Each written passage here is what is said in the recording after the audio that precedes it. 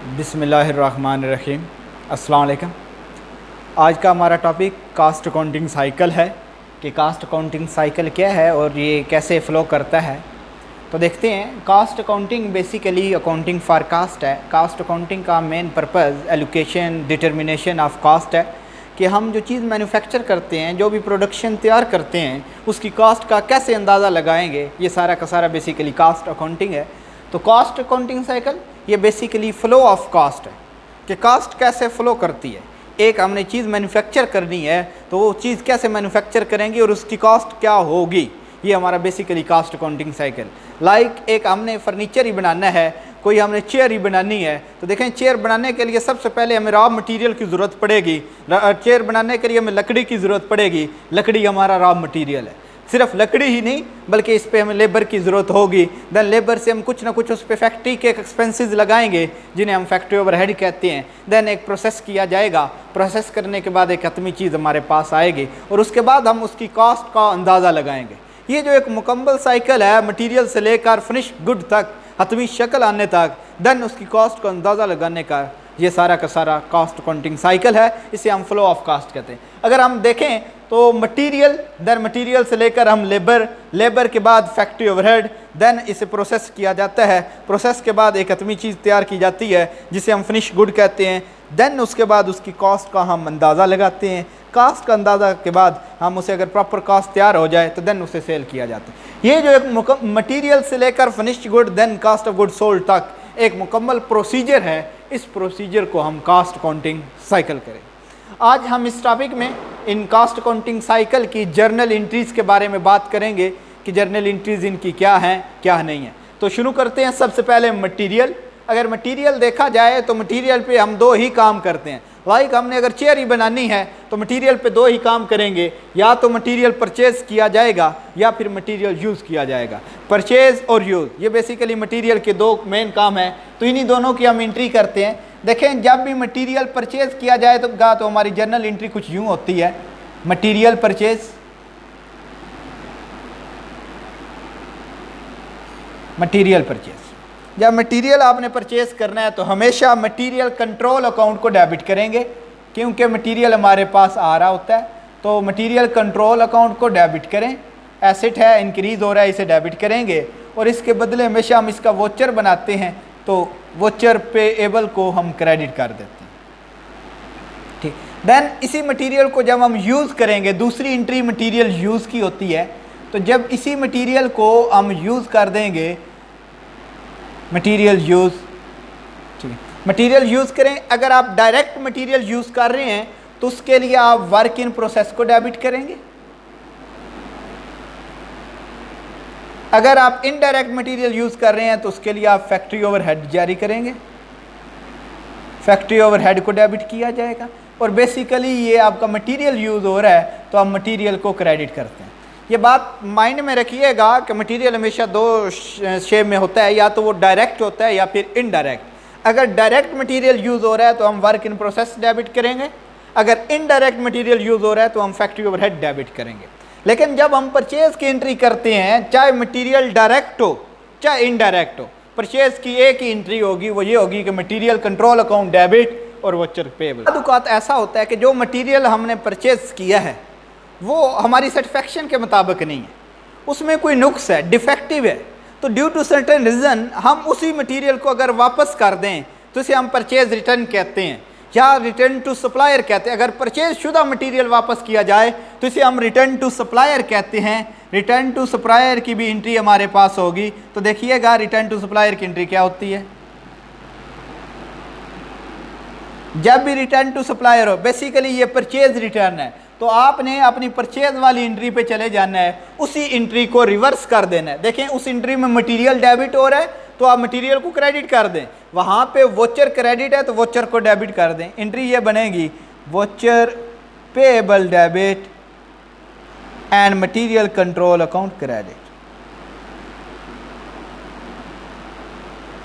Then next अगर देखा जाए तो बाद औक़ात कुछ यूँ भी हो सकता है कि जो मटेरियल हमने यूज़ के लिए इशू किया था उस मटेरियल में या तो वो इजाफी हो गया या कुछ यूज़ नहीं हुआ, अनयूज मटेरियल है, बच चुका है, तो वो मटेरियल जो है वो फैक्ट्री वाले वापस स्टोर रूम में भेज देते हैं, उसे हम कहते हैं रिटर्न टू स्टोर रूम। और इसी रिटर्न टू स्टोर रूम की भी हमारी जर्नल एंट्री होगी। अगर रिटर्न टू स्टोर रूम की बात करें तो देखें, ये मटेरियल आपने पहले इशूड किया था, यूज़ करने के लिए भेजा था, लेकिन इस्तेमाल नहीं हुआ, ये मटेरियल वापस आ चुका है, तो हम इसी एंट्री को रिवर्स कर देंगे रिटर्न के बारी।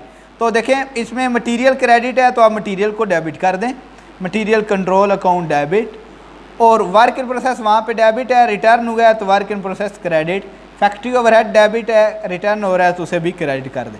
ये नहीं, वही एंट्री जो है वो हम रिवर्स कर देंगे। बेसिकली हमारे पास मटेरियल की 4 एंट्रियाँ होती हैं, या तो मटेरियल परचेज होता है, या मटेरियल यूज़ होता है, या रिटर्न टू सप्लायर है, या फिर रिटर्न टू स्टोर रूम। ये मटेरियल की 4 एंट्री हैं। अगर हम दूसरे बात करें अकाउंटिंग साइकिल के दूसरे मल्ले में, तो वो हमारा लेबर है। अगर लेबर के बारे में देखा जाए तो लेबर की भी 4 ही एंट्री हैं। आइए देखते हैं कौन कौन सी। लेबर की जो पहली एंट्री है, लेबर को जब हम उनकी पेमेंट करते हैं तो उनके लिए एक वोचर बनाया जाता है, उनकी पेरोल बनाया जाता है, तो उस पेरोल की एंट्रीज होगी। जो पहली लेबर की एंट्री है उसे हम कहते हैं recording of payroll, recording of payroll, payroll को रिकॉर्ड करना। तो जब भी आपने पेरोल को रिकॉर्ड करना है तो देखें, पेरोल हमेशा डेबिट हो जाएगा, पेरोल कंट्रोल अकाउंट डेबिट। आपकी जितनी डिडक्शन है, चाहे वो प्रोविडेंट फंड है, चाहे वो इनकम टैक्स है, ठीक है, चाहे वो सोशल सिक्योरिटी फंड है, या कोई भी डिडक्शन है, पेरोल खुद जो है वो डेबिट होगा। Provident fund, income tax, other deduction, जितनी भी डिडक्शन है ये सारी की सारी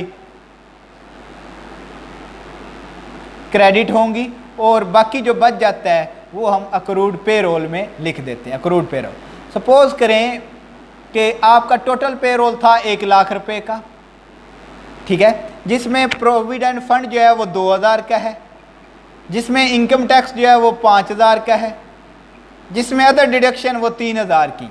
अब देखा जाए टोटल हमारा पेरोल 1 लाख था, जिसमें ये 3 डिडक्शन है, ये तीनों 10,000 बनती हैं, तो 1 लाख में 10,000 माइनस करें, बाकी जो 90,000 रह जाएगा ये हमारा अक्रूड पेरोल है, ठीक है। पहली पेरोल की एंट्री उसे हम रिकॉर्डिंग ऑफ पेरोल बोलते हैं। देन दूसरी जो पेरोल की एंट्री है उसे हम कहते हैं prepare voucher, prepare voucher and it's payment, के वोचर बनाना और उसकी पेमेंट करना। तो देखें यहाँ पे अक्रूड पेरोल है, इट मीन 90,000 हमने पे करना है, तो इसी का वोचर बनेगा और इसी की हम पेमेंट करेंगे। जब अक्रूड पेरोल का वोचर बनाना है तो अक्रूड पेरोल ख़त्म होकर डेबिट हो जाएगा, क्योंकि उधर क्रेडिट है, इसे ख़त्म करने के लिए डेबिट करेंगे और इसके बदले वोचर बनाएंगे तो वोचर पेएबल जो है वो आपका क्रेडिट हो जाएगा। इसी तरह जब इस वोचर की पेमेंट करनी है, ये हिस्सा 2 हिस्सों पर मुश्तमिल है, एक prepare voucher and it's payment. तो पहले वोचर बनाना है, देन इसकी पेमेंट करेंगे। जब पेमेंट करनी है तो वोचर पेएबल डेबिट, और आपका बैंक बैलेंस कम हो जाएगा, बैंक को आप क्रेडिट कर देंगे। देन नेक्स्ट बात करें तो पेरोल की जो तीसरी एंट्री है वो है distribution of payroll, distribution of payroll. Payroll आमतौर पर बेटा 4 हिस्सों में डिस्ट्रीब्यूट किया जाता है, direct, indirect, marketing and admin. अगर डायरेक्ट हो तो उसकी जगह हम वर्क इन प्रोसेस को डेबिट करते हैं, अगर इनडायरेक्ट हो तो उसकी जगह फैक्ट्री ओवरहेड को डेबिट किया जाता है, अगर मार्केटिंग हो तो उसकी जगह हम मार्केटिंग ओवरहेड लिखते हैं, अगर एडमिन हो तो उसके लिए हम एडमिन ओवरहेड लिखते हैं। ये बेसिकली पेरोल को 4 हिस्सों में डेबिट करते हैं। तो जब डिस्ट्रीब्यूशन ऑफ पेरोल की बारी आनी है तो आपने इन्हीं चारों को डेबिट करना है। ये पेरोल को हम डिस्ट्रीब्यूट कर रहे हैं तो आपका पेरोल जो है वो क्रेडिट हो जाए। पेरोल की आखिरी एंट्री चौथी वो है employer contribution, employer contribution. Employer आमतौर पर प्रोविडेंट फंड में या सोशल सिक्योरिटी फंड वगैरह में कंट्रीब्यूट करता है। एम्प्लॉयर जिसमें भी कंट्रीब्यूट करे उसकी हम रिकॉर्ड जब करते हैं तो उसे हम क्रेडिट करते हैं।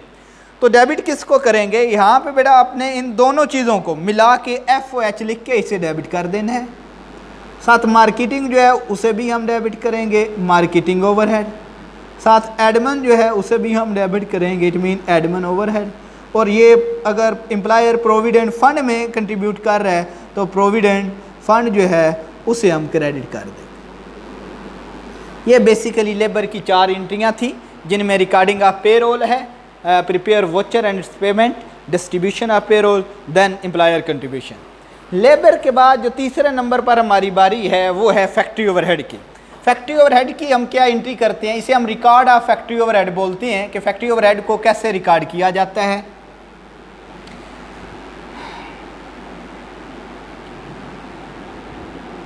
Record of factory overhead.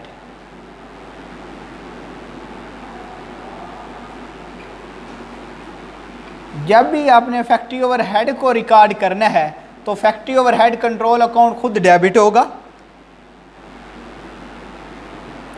Factory overhead control account debit होगा।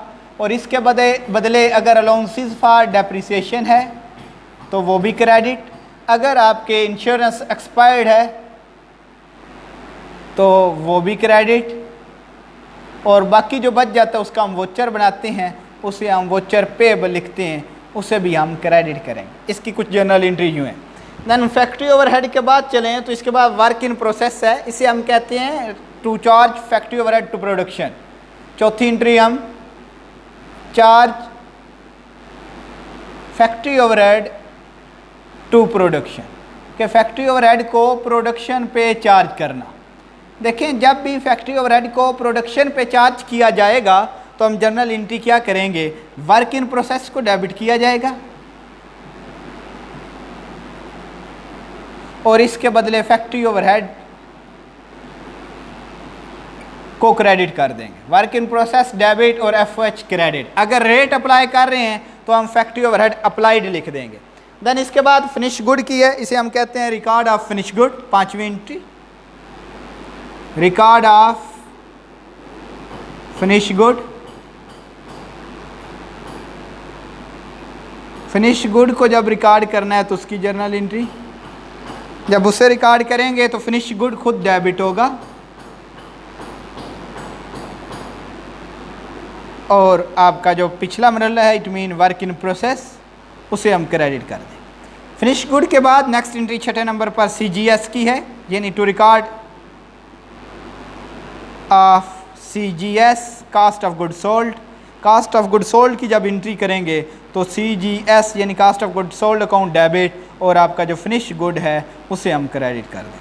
Then cost of good sold के बाद नेक्स्ट चलें तो सेल है। सेल की entry to record of sale. 7वीं एंट्री